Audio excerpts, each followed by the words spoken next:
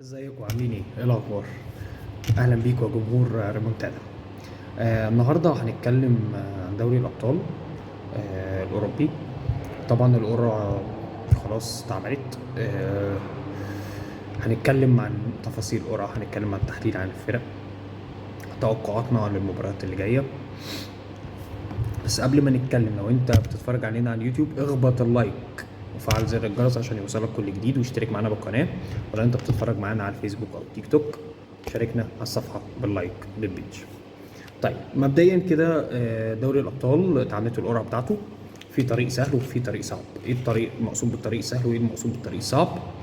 طبعا هم 8 فرق، ده دور الثمانيه. في جزء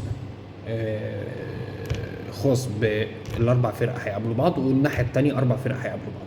بمعنى عندك المباريات برشلونه وباريس. عندك الجزء بتاع برشلونه وباريس هيتقابل فيه مع اتلتيكو مدريد ودورتموند. دي ناحيه. الناحيه الثانيه خاصه بريال مدريد وخاصه بالسيتي، ومعاها ارسنال وبايرن ميونخ. تمام كده. الاربع فرق اللي هو ارسنال وبايرن ميونخ والسيتي وريال مدريد، ده الجزء الصعب او ده الطريق الصعب. تمام. الناحيه الثانيه اللي فيه برشلونه وباريس ودورتموند واتلتيكو مدريد، ده الطريق الاسهل. الاربع فرق اللي سهل ان هم يلعبوا بعض، سهل انت تكسب مباريات فيها. اوكي. طيب اولا مباريات هتبقى في شهر 4 9/4 في ماتشين، وفي 10/4 ماتشين. طيب المباريات هتبقى ازاي؟ هنتكلم عن مباراه بالتحليل بتاعها. طيب اول مباراه عندنا مباراه ارسنال في لندن في انجلترا، ملعب الامارات، مع بايرن ميونخ. ده اول ماتش. طيب عشان نتكلم، بايرن ميونخ في الفتره الحاليه مش احسن حاجه، مش افضل حاجه. عندهم مساوئ كبيره جدا في الدفاع. توخل مسبب كوارث، هيمشي اخر السنه، مش هيكمل مع الفرقه. ده اتقال رسمي في مؤتمر صحفي. هو دلوقتي مش اول الدوري، هو تاني او تالت الدوري، فرق حوالي 13 نقطه لبايرن ليفركوزن. خرج يعتبر من كل البطولات اللي بيلعب عليها، ما عندوش حاجه يبكي عليها غير دوري الابطال. حتى كاس المانيا خرج منه. ده بالنسبه لتوخل. عنده مشاكل كتير في الدفاع. هاري كين هو اللعيب النحس اللي بيتكلموا عليه دايما ان هو لعيب نحس. عنده مشكله، حتى لما راح البايرن بعد ما ساب توتنهام وراح البايرن قالوا هيحقق بطولات وهيفرق ويجيب اهداف كتير. اوكي بيجيب اهداف، لكن الفرقه نفسها مش شادة حيلها، مش واقفه على رجليها. ففي مشاكل كتير عند توخل خاصه في الدفاع. على النقيض الناحيه الثانيه الارسنال بيشهد في الفتره الحاليه افضل حالاته مع ارتيتا. بقى له دي ثالث سنه مع الارسنال، بيعلم الفرقه فكره. هو كان تلميذ جوارديولا مع السيتي، فواخد من تكتيك جوارديولا، واخد من طريقه لعب جوارديولا، بيعلم الفرقه بقى له سنتين، ودي السنه الثالثه. فبقى في شكل للارسنال. الارسنال بيعتمد على لعيبه غالبيتها صغيره مش كبيره. اشكل مجموعه كويسه من لعيبه مش غاليه، بس على قد ما هي لعيبه عاوز ان هي تنفذ فكره. اوكي. فالارسنال مقدم موسم حلو جدا استثنائي، هو اول الدوري فرق الاهداف عن ليفربول في الوقت الحالي. في نفس الوقت الحالي ارسنال بيشهد احسن ايامه، زي ما اتفقنا ان هو اول الدوري فرق الاهداف عن ليفربول، مكمل في كاس الانجليزي، مكمل في دوري الابطال، عنده ماتش مهم في ملعبه. طيب الافضليه بتقول ان ارسنال احسن او افضل من بايرن ميونخ. تمام. طيب اول ماتش هيتلعب في لندن، في زي ما قلنا في ملعب الاميريتس، ملعب الارسنال. اوكي. طيب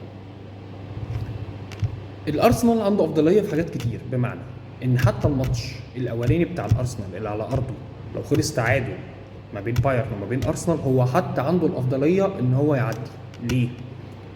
خلي بالك بايرن على ارضها بتفتح دفاعاتها، بتهاجم، فبيبقى في مساحات كبيره ما بين خطوط بايرن ميونخ. وده حصل في ماتشات كتير، اذا كانت في الدوري او اذا كانت مباريات في دوري الابطال. بايرن ما بيحافظش، ان هو ما بيعرفش يلعب بيقفل او تقفيل دفاعي خالص. بايرن بيفتح اللعب. يعني على اسوأ الحلول او اسوأ التوقعات او اسوأ النتائج، ان الارسنال حتى لو تعادل على ارضه او اتغلب 1-0 يقدر يرجع في مباراه العوده، ما عندوش مشكله. الارسنال فرقه هجوميه، الارسنال خط دفاعه كويس جدا، تاني خط دفاع موجود في دوري ابطال اوروبا، احسن تاني خط دفاع، هجومه كويس جدا، بيعرفوا يخلصوا قدام الجول.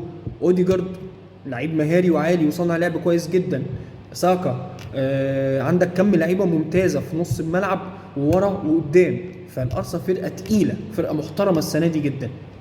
فالميزه عند الارسنال وكفه ناحيه ارسنال، في تخبط الناحيه الثانيه في الجهه الفنيه وفي الفرقه، مع ناحيه ارسنال لا، في استقرار، في ان اللعيبه بتجيب، في ان ارتيتا عامل شكل كبير جدا لارسنال السنه دي. ارسنال ممكن يوصل لابعد من كده بكتير كمان. فالارسنال ليه شكل كويس جدا. انا شايف ان في ميزتين عند بايرن ما هماش عند ارسنال، مع الاستقرار اللي احنا اتكلمنا عليه، وان شكل فكره الارسنال المستوى الفني عالي جدا، وان هم مقدمين مباريات كويسه جدا ونتائج كويسه جدا السنه دي. الميزتين: الخبره الموجوده في البايرن كلاعيبه موجوده اكتر من الموجوده في الارسنال، بالذات في دوري ابطال اوروبا. الارسنال من فتره طويله جدا ما لعبش ادوار متقدمه في دوري الابطال. دي نقطه. النقطه الثانيه او الميزه الثانيه اللي موجوده عند بايرن، زي ما قلنا الخبره كبيره كان في. والنقطه الثانيه، الميزه الثانيه، ان بايرن طلع من كل البطولات، فهو يقتل يا مقتول على بطوله دوري ابطال اوروبا، يعني مش هيسيبها بسهوله. خلاص هي البطوله الوحيده اللي بينافس عليها.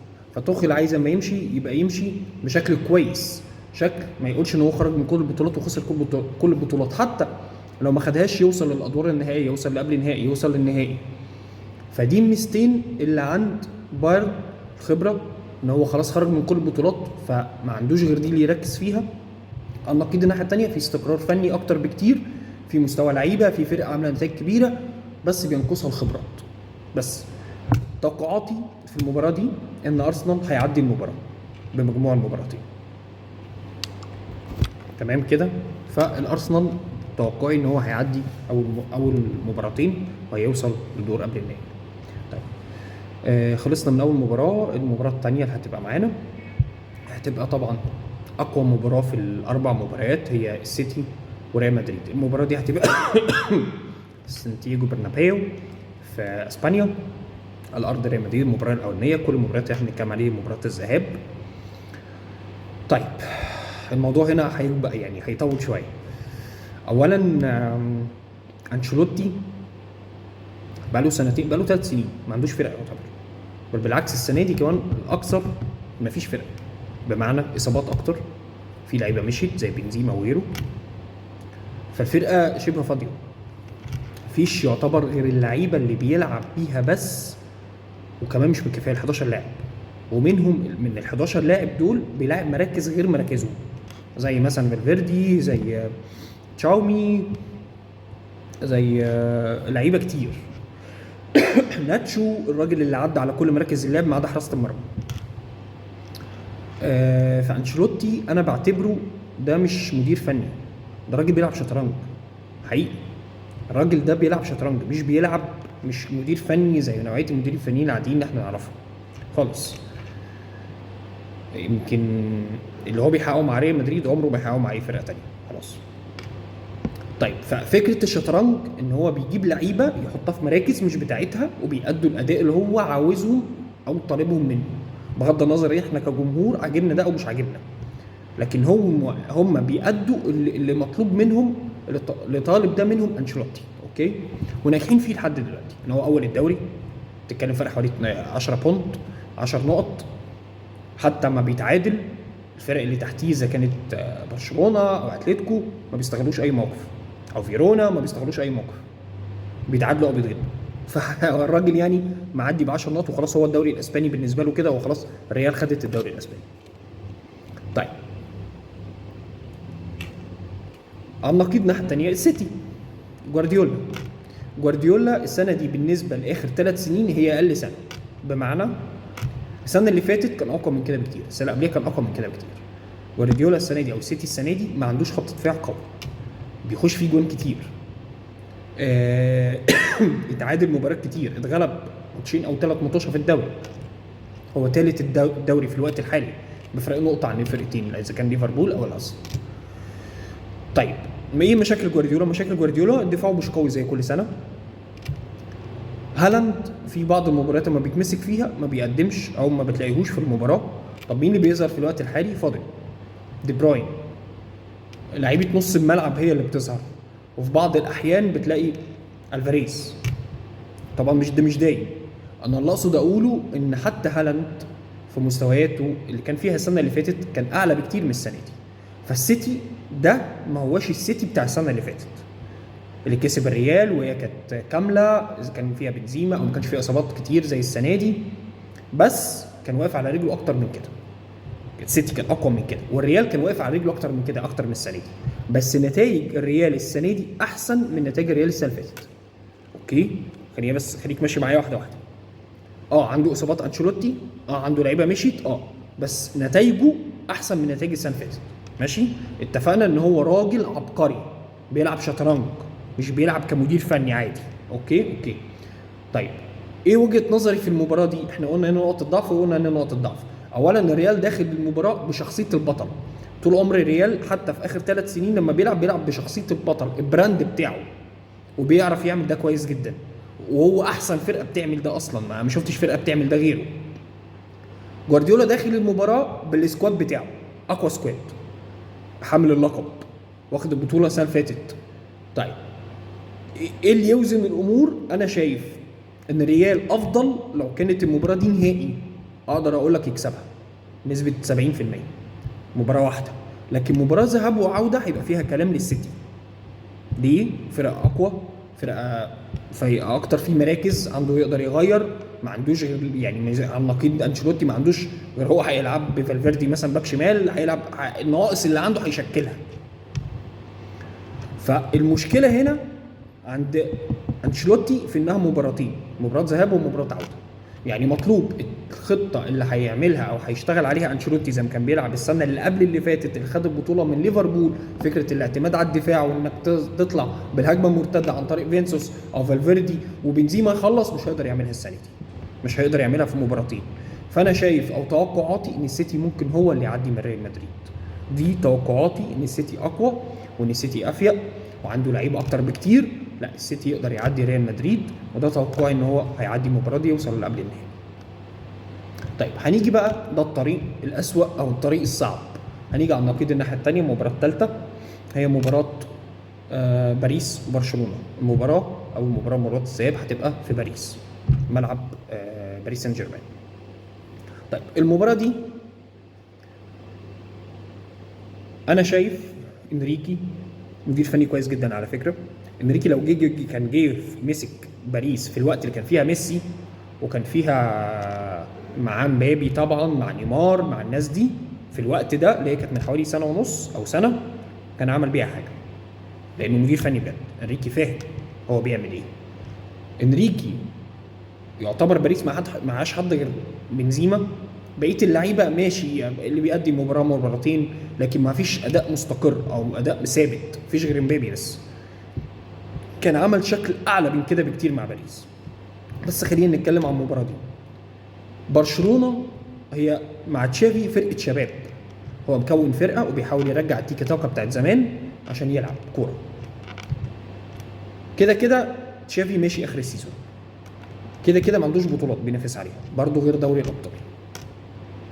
انا شايف في اعتقادي ان فرص برشلونه اعلى من فرص باريس، لسبب: انت لو قدرت تمسك او تقفل اللعب عن امبابي هتقدر تكسب المباراتين، او هتقدر بمجموع المباراتين تعدي المباراه اللي قبل النهائي.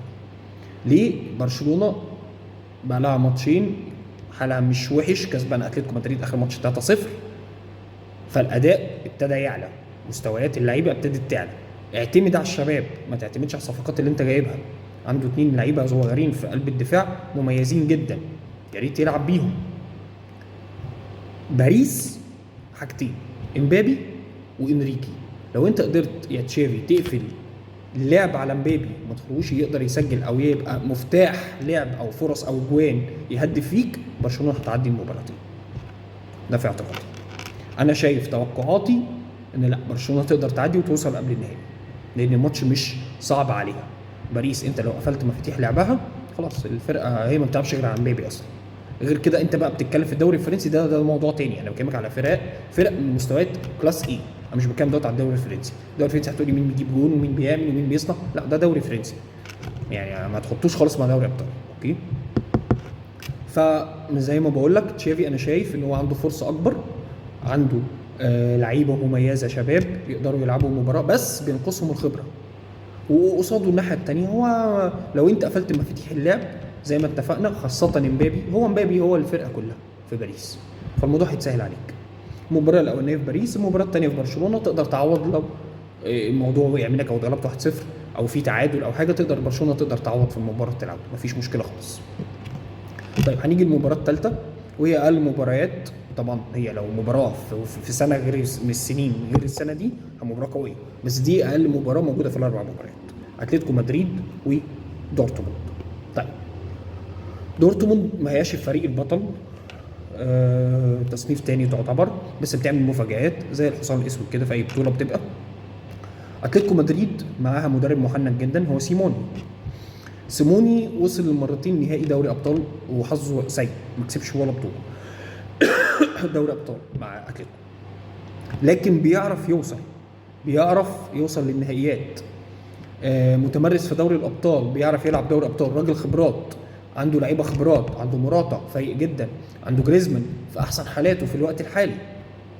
بس الفرقه كل سنه لو انت بتتفرج على اتلتيكو مدريد هي دفاعيا كل سنه، ما كمش على السنه دي، بتبقى اقوى بكتير. السنه دي هي مش قويه دفاعيا لكن قويه هجوميا، تقدر تجيب فرص وتقدر تخلق فرص وتقدر تجيب جون وتخلص. وشفنا ده في ماتشات كتير قصاد الريال وقصاد برشلونه، بس مش الماتش الاخير بتاع برشلونه، وكان في الماتش اللي قبل كده. انا شايف ان اتلتيكو اقرب بكتير ان هي توصل لقبل نهائي. اولا عنصر الخبره مع فريقه ومع سيموني كمدير فني، هيقابل صعوبه كبيره. هو اول ماتش هيبقى في اسبانيا في ملعب اتلتيكو مدريد. لو خلص الماتش من عنده هو وصل. ملعب دورتموند صعب جمهور، والملعب نفسه ضيق مش واسع، هيقابل صعوبات، لكن يقدر يخرج من المباراه الاولانيه ان هو يعدي بيها لدور اللي قبل النهائي. انا شايف ان الاقرب اتلتيكو مدريد، وده توقعي. يبقى انا بتوقع اللي هيوصل من 8 فرق، وزي ما قلنا الارسنال والسيتي وبرشلونه واتلتيكو مدريد. ده توقعاتي للاربع فرق اللي هيوصلوا. اتمنى اكون اضفت لك معلومات، تحليلات جديده، او في اي اسئله او في اي تعليقات يا ريت نشوفها في الكومنتات اذا كنت بتتفرج علينا على اليوتيوب او بتتفرج علينا على الفيسبوك او التيك توك. السلام عليكم.